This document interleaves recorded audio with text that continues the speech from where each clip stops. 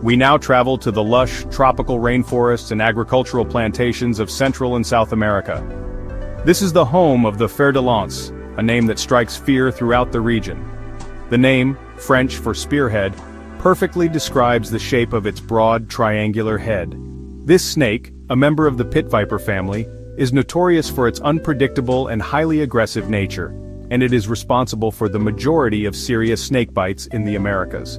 Unlike many snakes that prefer to flee, the fer de lance has a reputation for holding its ground and even advancing on a perceived threat. Its temperament is dangerously irritable. When disturbed, it can exhibit a dramatic defensive display, vibrating its tail and striking with explosive speed. It is perfectly camouflaged among the leaf litter of the forest floor, meaning that many bites occur simply because people accidentally step on or near the snake without seeing it.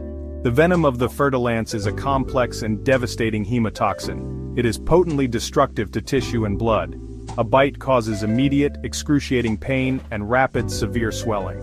The venom's necrotic agents begin to digest the flesh around the bite wound, causing massive tissue death. At the same time, its anticoagulant properties disrupt blood clotting, which can lead to severe internal and external bleeding. Without immediate medical attention, a bite can result in permanent disability, amputation, or death. This snake's prevalence in agricultural areas such as coffee and banana plantations brings it into frequent and dangerous contact with human populations. Rural workers are particularly at risk, their daily labor taking them directly into the viper's habitat. This unfortunate intersection of human activity and the snake's domain is the primary reason for the high number of recorded envenomations attributed to this species, making it one of the most medically significant snakes in the Western Hemisphere. The fer de lance is a creature born of the deep jungle, a highly successful predator whose defensive strategy makes it a grave danger to humans. Its potent, flesh-destroying venom and its willingness to stand and fight make it a serpent that commands both fear and a wide berth. It is a living spearhead, a symbol of the ever-present dangers that lurk underfoot in the world's most vibrant and diverse ecosystems.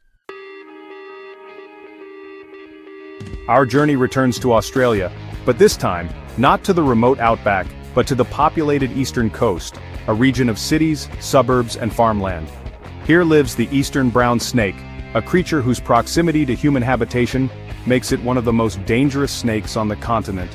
While it may appear unremarkable in its plain brown coloration, it actually possesses the second most toxic venom of any land snake in the world, surpassed only by its cousin, the inland taipan. The danger of the eastern brown snake lies in this deadly combination of potent venom and its preference for habitats that humans also occupy.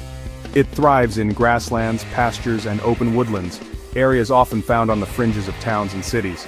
Its diet consists mainly of rodents, particularly the house mouse, which draws the snake into barns, sheds, and even homes, leading to frequent and often unexpected encounters with people. This snake has a nervous and flighty disposition. When surprised or cornered, it reacts with incredible speed and defensive aggression. It will raise the front part of its body into a distinctive S shape, ready to strike. The strike itself is lightning fast, and because its fangs are relatively small, the bite may initially feel like little more than a scratch, with minimal pain. This can lead to a dangerously delayed medical response, as the victim may not realize the severity of the situation. The venom of the eastern brown snake is a powerful cocktail of neurotoxins and potent procoagulants. The procoagulants are particularly aggressive, causing the victim's blood to clot rapidly, which can lead to a swift collapse from a combination of heart attack, stroke, or kidney failure. Even a minuscule amount of venom from a juvenile snake can be fatal to an adult human, and, well, many fatal bites in Australia are attributed to this species. The eastern brown snake is a stark example of how a wild animal's danger level is not just about its venom, but also about its ecology and behavior. It is a highly successful survivor that has adapted well to human-altered landscapes. Its presence in the backyards and farmlands of Australia is a constant reminder that, even in our modern world, we share our space with ancient and formidable predators, creatures that command our caution and respect. We return to Africa, but this time we look up, into the branches of the trees. Here, camouflaged with uncanny perfection, lives the boomslang, or tree snake. With its slender body and large, captivating eyes, it is a strikingly beautiful serpent. Its coloration, often a brilliant green in males and a dull brown in females, allows it to blend seamlessly with the foliage it calls home. But behind this beauty lies a venom of extraordinary and insidious power. The boomslang is a rear-fanged snake, meaning its fangs are located at the back of its mouth, not the front. To envenomate a victim, it must open its jaw to an almost 170-degree angle and essentially chew the venom in. Because of this seemingly inefficient delivery system and its typically timid, non-aggressive nature, it was once thought to be harmless to humans. This misconception was tragically shattered in 1957 when a prominent herpetologist, Carl Schmidt, was bitten and, underestimating the danger, documented his symptoms in a diary until his death. The venom of the boomslang is a potent hemotoxin, but it works in a slow and deceptive manner. Unlike the rapid onset of pain and swelling from a viper bite, the symptoms of a boomslang envenomation may not appear for many hours, or even a full day. The victim may feel perfectly fine initially, unaware of the catastrophic process unfolding within their body. The venom is a powerful anticoagulant that disables the body's blood clotting mechanism entirely. Once the symptoms begin, they are horrific. The victim begins to bleed from every orifice: the gums, the nose, the eyes, and even through the pores of the skin. Minor cuts and scratches that had long since healed may reopen and begin to bleed uncontrollably. Internally, massive hemorrhaging occurs in the muscles and brain, leading to a slow and agonizing death. A single drop of this venom is enough to kill an adult human, and there is a specific anti-venom that is vital for survival. The boomslang is the ultimate silent killer of the snake world. Its shy nature means bites are rare, but its venom's delayed and devastating effects make it exceptionally dangerous. It is a cautionary tale written in the annals of herpetology, a beautiful arboreal creature that serves as a powerful reminder that in nature, appearances can be lethally deceptive. Its large, mesmerizing eyes watch from the canopy, guarding one of the most treacherous secrets of the African continent. Our travels now lead us to the arid deserts and scrublands of the southwestern United States and northwestern Mexico. Here, moving with a slow, deliberate waddle, is a lizard that seems to be made of living beads. This is the Gila monster, one of only a few venomous lizards in the world. Its striking black and orange or pink pattern serves as a warning to potential predators, a clear signal of the danger that lies within this sluggish but powerful reptile. The Gila monster is not built for speed. It spends up to 95% of its life underground in burrows, emerging to hunt only a few times a year. It has an incredibly slow metabolism and can store fat in its thick tail, allowing it to survive on just a handful of large meals. Its prey consists of eggs, nestling birds, and other small, slow-moving animals. When it finds a meal, it can consume up to 1/3 of its body weight in a single sitting. Unlike snakes that inject venom through hypodermic-like fangs, the Gila monster's venom delivery is a more primitive and tenacious affair. Its venom is not produced in large glands, but in modified salivary glands in its lower jaw. The venom is not injected but flows out and coats its grooved teeth.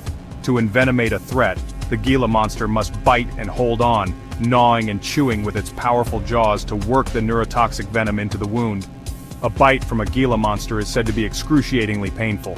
The venom, while rarely fatal to healthy adult humans, causes immediate and severe burning pain, swelling, and a sharp drop in blood pressure that can lead to fainting and shock. The lizard's tenacity is legendary. Once it bites, it is notoriously difficult to dislodge, its jaws clamping down with vice-like strength. This prolonged contact ensures a significant dose of venom is delivered. While not typically aggressive, the Gila monster will defend itself vigorously if harassed or handled. Its slow movement belies a surprisingly quick defensive strike. This unique, beaded creature is a marvel of desert adaptation. Its venom, which contains compounds being studied for the treatment of diabetes, is a testament to the fact that even the most feared substances in nature can hold secrets of immense value. The Gila monster is a slow-moving, beautiful, and painful reminder of the diverse forms that lethality can take in the animal kingdom. For our final creature, we plunge into the dark, murky waters of the Amazon River Basin in South America. Here lives a true giant, a snake of immense proportions that has fueled legends for centuries. This is the green anaconda, the heaviest snake in the world. While the reticulated python may grow longer, the anaconda is far more massive, a titan of muscle and power that can weigh over 500 pounds and reach lengths of more than 20 feet. The green anaconda is not venomous. It does not need to be. Its weapon is pure brute force. It is a constrictor, and perhaps the most powerful constrictor on the planet. It lies in wait in the slow-moving rivers and swamps, almost completely submerged, with just its eyes and nostrils peeking above the surface. Its mottled green and black patterning provides perfect camouflage in the dark, vegetation-choked water, making it a truly invisible ambush predator. When prey, such as a capybara, a deer, or even a caiman, comes to the water's edge, the anaconda strikes with explosive speed. It seizes the animal in its jaws, which are lined with backward-curving teeth designed not to kill, but to hold. Instantly, the snake throws its massive muscular coils around the victim. With each exhalation of the trapped animal, the anaconda tightens its grip, preventing the lungs from re-inflating and causing a rapid death from asphyxiation and circulatory collapse. The sheer power of this constriction is immense. It is strong enough to crush the bones of the animals it preys upon. Once the victim is subdued, the anaconda begins the arduous process of swallowing it whole. Its jaws can unhinge and its skin can stretch to an incredible degree, allowing it to consume prey that is far wider than its own head. A large meal can sustain the anaconda for months, during which it will become very lethargic as it digests its prize. While documented attacks on humans are rare, the green anaconda is certainly capable of killing and consuming a person. It is an apex predator that views any suitably sized animal as a potential meal. It is the undisputed ruler of the Amazon's waterways, a creature of immense size and terrifying strength. The green anaconda is a living embodiment of the raw, crushing power of nature, a silent, muscular giant that haunts the darkest corners of the world's greatest river. We have journeyed across the globe, from sun-scorched deserts to the darkest river basins, and have come face to face with 10 of our planet's most formidable reptiles. We have seen the chemical perfection of the taipan's venom, felt the crushing power of the anaconda's coils, and stood in the ancient shadow of the Komodo dragon. These creatures in their varied and magnificent forms are not monsters to be vilified, but masterpieces of evolution, each sculpted by the relentless pressures of survival over millions of years. Their venoms, their strength, and their hunting strategies are a testament to the intricate and often brutal dance between predator and prey. They are vital components of their ecosystems, regulating populations and maintaining a delicate balance that has existed long before our own time. To fear them is natural, but to understand them is to gain a deeper appreciation for the complexity and ingenuity of life itself. They remind us that we are not masters of this world, but merely participants in a much older and grander story. The future of these incredible animals, like so much of the natural world, now rests in our hands. Habitat loss and human conflict pose a far greater threat to them than they have ever posed to us. Our challenge is to find a way to coexist, to afford them the space and the respect they deserve. For in protecting them, we are not just saving a species. We are preserving a piece of our planet's ancient heritage, a living connection to a wild and wondrous world that we are only just beginning to truly understand.